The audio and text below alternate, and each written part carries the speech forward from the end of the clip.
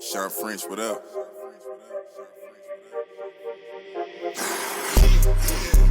This one luck, I let the pain inspire me. I put my all in everything I'm doing. Up until it's done, I'm me for the entirety. I put in overtime, I be working. Just know I'ma go for mine, cause I earned it. They watching, I know it's time. I confirmed it.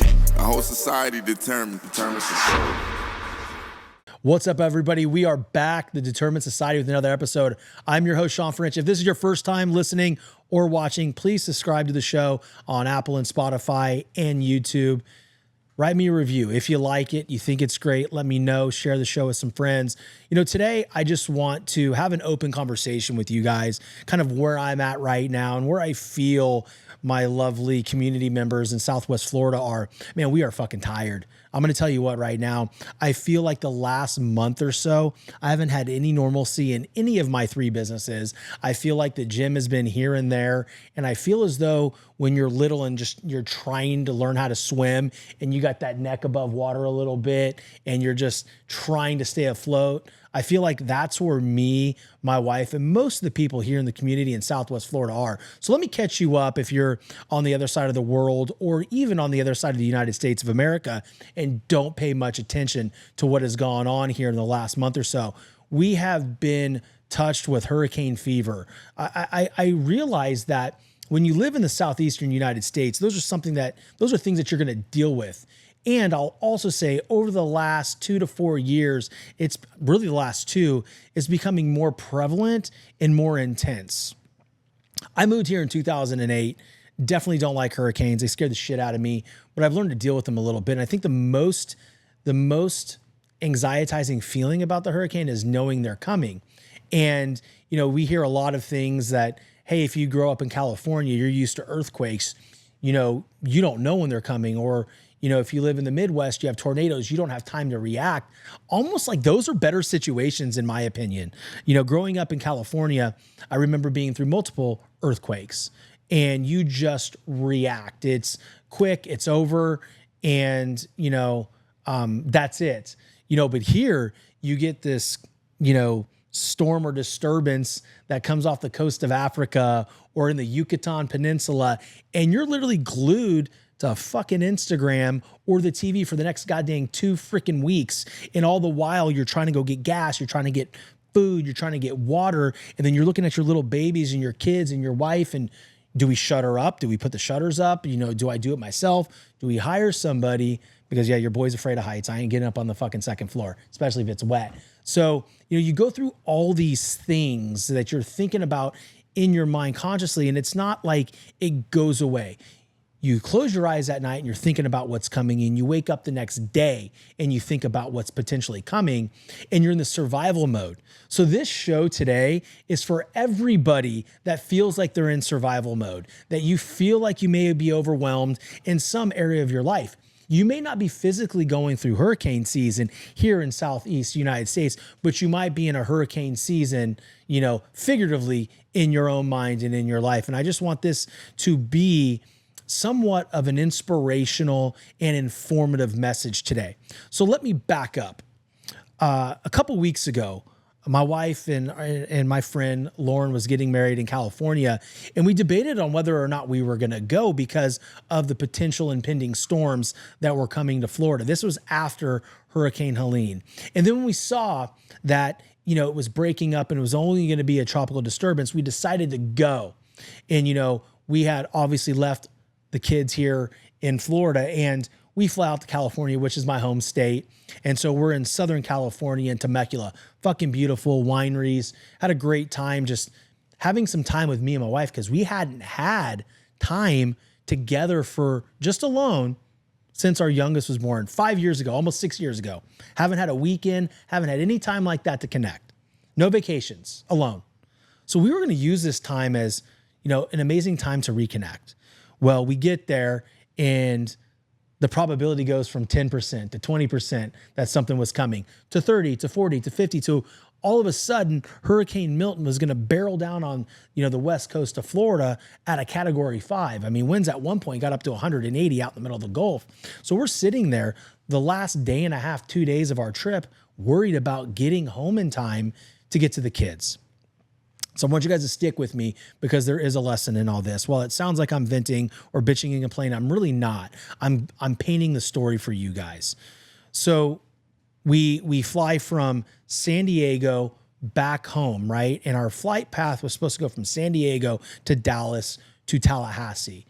Get our youngest, come home to Fort Myers, and start getting ready for this, imminent hurricane. And we get to San Diego in the morning, and for those of you who don't know, it gets pretty fucking foggy in California early on in the day. So our flight gets delayed 2 hours. Well, that's not a big deal until it is, right? So our flight gets delayed 2 hours, and we're sitting there, and we realize we're going to miss our connecting flight. We're going to miss our connecting flight in Dallas, so we weren't going to get to Tallahassee at 5 p.m. anymore. So we had to figure out what we were going to do. Well, my wife being a seasoned traveler, she goes on and figures out, well, we can go to Jacksonville, get in around 9 p.m. But here's the kicker. We have to rent a car and drive to Tallahassee, which is 2 hours and 45 minutes away. Okay. In rain. At that point, it was like a tropical disturbance out there, a lot of rain, dangerous to be on the road. So anyway, it's stressful because we're just worried about how are we going to get home quick enough to potentially get my mom out of Northport, who just had hip replacement surgery, then get all the kids together, and then make sure we had enough water and food and supplies. These are all things, guys, that we were going through that can suck the energy right out of us and right out of all of you potentially as well. So once we get home, we make sure everything is handled. I had somebody put up the shutters while I was gone, and we get home, and we were lucky enough, right, that the storm went about an hour and 40 minutes north of us and hit Siesta Key. When I say lucky, I mean we weren't hit head on this time. And while we celebrate that, my thoughts and my prayers and feelings and empathy and even sympathy, because I've been through Ian, to all those people up there in the northern communities, and it's tough to deal with. But what happens is, guys, when you are locked down for a hurricane like that and you have all these storms coming at you, you become fucking paralyzed. There's no way to get around it. You are stuck in the house. You cannot go outside. You can't go anywhere, because if you do and run out of gas, you ain't fucking getting it anymore, right? And for those of you that live in hurricane area, you know how hard it is to get gas during a potential hurricane. You cannot, especially in Southwest Florida. Bread's off the shelf. All the eggs are gone. You name it. So what happens is you go into the survival mode. And while I'm on this topic, the things that start to go by the wayside are your non-negotiables, are your daily standards, because now you're in survival mode. You're not worrying about how many calories you're taking in, how many steps you're getting. Am I working out today? You're stuck in the house, right? You have nowhere to go. The other thing is you can't really do any business because everybody else is prepping for the hurricane. And if you reach out at the wrong time, you could really turn some people off. You can burn good relationships and business relationships and friendships for trying to act like business is usual, and it's not. People are fearful, right? So I guess my point is, while I'm going on this long ass tangent about hurricanes, is we all have times in our lives where we get sidetracked and it becomes exhausting. And what happens thereafter for me in this specific situation is I don't feel any sense of normalcy. As I mentioned at the beginning of the episode, I was having a conversation with my friend Jamie before we came on here, my buddy Mike, about, they feel the same too. It's like over the last month, I don't feel normal. I don't feel like I can just move in a normal cadence. And I think there's these little blips and the little hiccups in life that take us off course. And this is where the message is, guys. This is where I want you to lock in. It's like, it doesn't matter. Everybody's going through some shit, right? Whether it's a hurricane, whether it's a death in the family, someone gets sick, a car accident, someone gets fired, or just even a career transition, we all have the responsibility to just find a way every single day to move forward a little bit. Now, you'll see on social media all these big guys, I don't want to say any names, but they talk about do the work anyway. Your feelings don't fucking matter. Not, you know what, guys, your feelings do matter. Okay. And here's where I think there's a breakdown in that specific ideology. Your feelings don't fuck your feelings is pretty much what they say. You can feel what you feel and you can acknowledge it and lean into it. But the one thing that we cannot do is quit on our life. We cannot quit on our business. We cannot quit on our family. We have to make sure that every single day we pour into our cup, even just a little bit. For instance, I woke up today. I have nothing in me. Literally nothing in me. I feel like I'm on empty. And yet I'm sitting here in front of this camera on this microphone, giving you everything I got because that is my responsibility. That is what I chose to do. And this is what I love to do. And as I continue on, I get more and more energy. So thank you for being there and listening, right? But rewind a little bit to the workout. I felt like shit. I didn't want to do it. I got 5 exercises in. And it wasn't my best 100%. But the one thing that we have to understand is consistency doesn't look like full cups every day. I saw this graphic on, I think it was Dr. Kim, I can't remember what his name, or Jim Quick, I think it was. And, it said what people think consistency looks like. And it was like 4 or 5 glasses lined up, all the way full. And that's not what it looks like. What consistency actually looks like is 1 glass all the way full, and the next glass a quarter full, the next one an eighth full, and next one half full, and then 3/4 full, and then another one at a full glass. What that graphic is showing is that no matter what, even if we do a little bit every single day, we can move toward the goals that we have set for ourselves. So for those of you that are listening and watching right now, that are confused, are tired, whatever season in your life you're in, just fucking find a way to keep going. Maybe it's 1 phone call. Maybe it's walking for 5 minutes. I don't know what it is. Maybe it's going to your spouse and saying sorry, or going to that friend and saying, hey, I did you wrong. I wasn't honest with you. Will you forgive me? These little things that we do on a daily basis that match up with our core values are what matters. And if you can do that consistently, then you're going to see some movement. And I always look at it this way too, guys. The motivation, that is a dangerous word. Motivation is a dangerous word because most of us in society, whether you're an athlete, which I was, right, or an entrepreneur, or a sales professional, or a teacher, doesn't matter. You're not going to be motivated every single day. It doesn't exist. It doesn't exist, right? So we talk about determination because this is the determined society. And what determination looks like is just doing the little things. Going for the walk, right? Having that important or tough conversation with your spouse. Leading your children. Making the business call. One little thing at a time, because what we notice is when we start doing the right things, eventually, after 2 or 3 days, what does that motivation level do? Kicks up a little bit, doesn't it? That bar of motivation goes a little bit higher because your discipline is there. You've been staying in your process.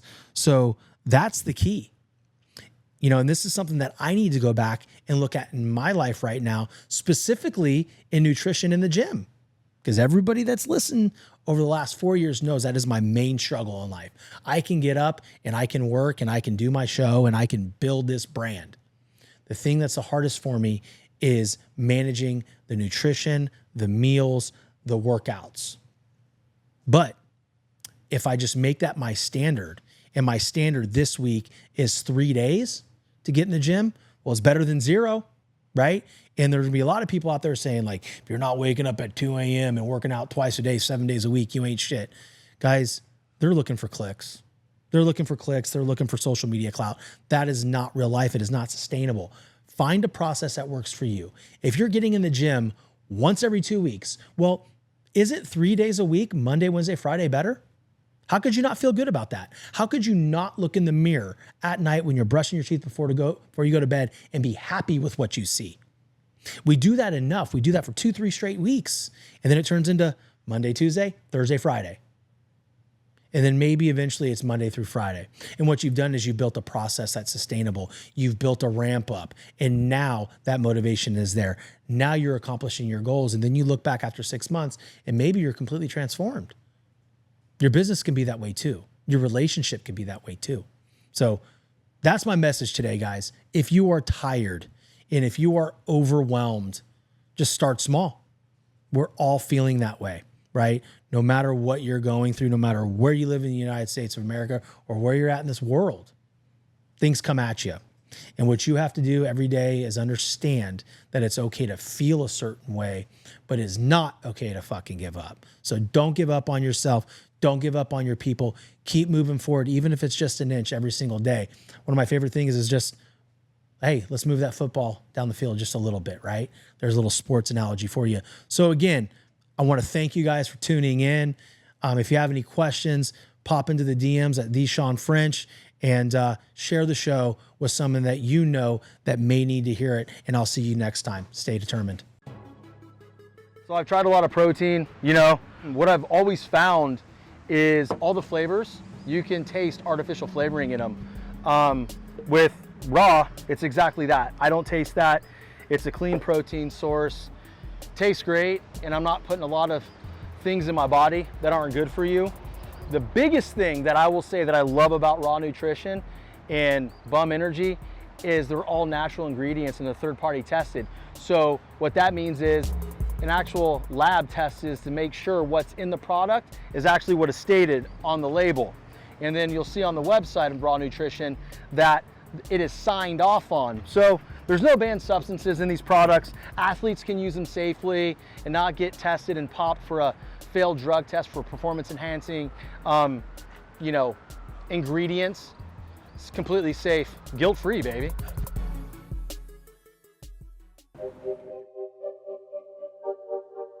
Shawn French, what up?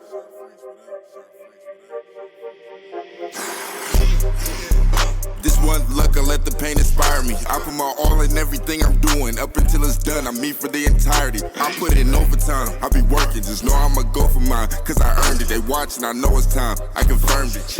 A whole society determined.